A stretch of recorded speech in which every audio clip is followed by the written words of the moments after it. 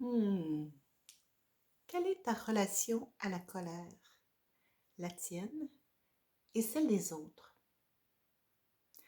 Bonne question parce que la colère, c'est pas très apprécié dans notre société. Souvent, on va entendre des phrases comme Ah, moi, je me tiens pas avec des gens qui sont trop colériques ou la colère, ça fait baisser les énergies ou il faut pas que j'exprime ma colère, c'est pas bon pour ma santé.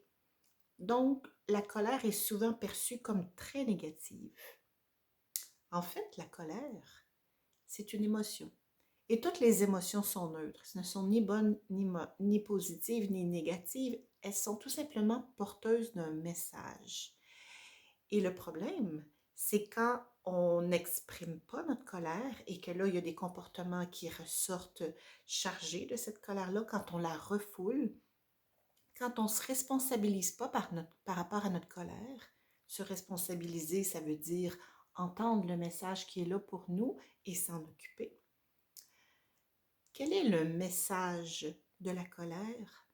C'est souvent une occasion de prendre conscience qu'on n'a pas respecté des limites. Et là, je vous apporte l'exemple d'une de mes clientes, qu'on va appeler Janie, qui me raconte qu'elle est frustrée envers une collègue de travail qu'elle juge incompétente, avec qui la relation c'est lourd et elle n'est pas vraiment très satisfaite de travailler avec cette collègue-là. Et là, dans le fil de la conversation, j'apprends que la gestionnaire de Janie lui a demandé de l'accompagner, cette collègue-là, dans le fait d'entrer ses heures et ses tâches à travers une application qui est plutôt complexe. Un peu plus tard, j'apprends aussi, à travers l'échange avec Janie, que sa gestionnaire lui a demandé d'établir des objectifs de travail pour la collègue qui est incompétente. Janie n'a pas respecté ses limites. Elle a endossé des responsabilités qui appartiennent à sa gestionnaire.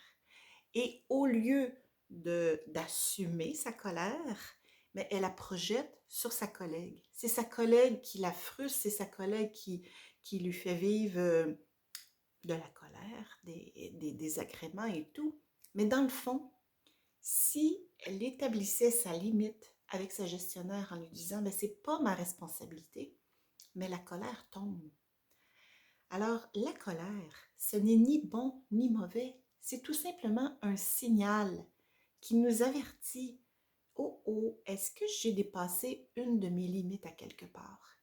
Et c'est pas toujours conscient parce que on veut bien faire, on veut répondre à l'autorité, on veut préserver notre image, on a plein de conditionnements qui nous amènent à ne pas écouter ce qui se passe à l'intérieur de soi. Mais en fait, la colère est juste un signal pour nous dire, va vérifier à l'intérieur, est-ce qu'il y aurait une limite que tu as dépassée et qui fait que tu vis de la frustration.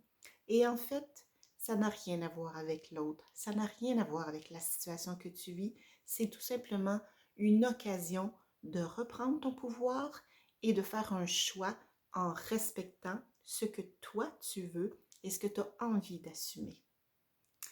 C'est un des moyens pour, sur le chemin de l'amour de soi, rencontrer nos limites et apprendre à mieux les respecter.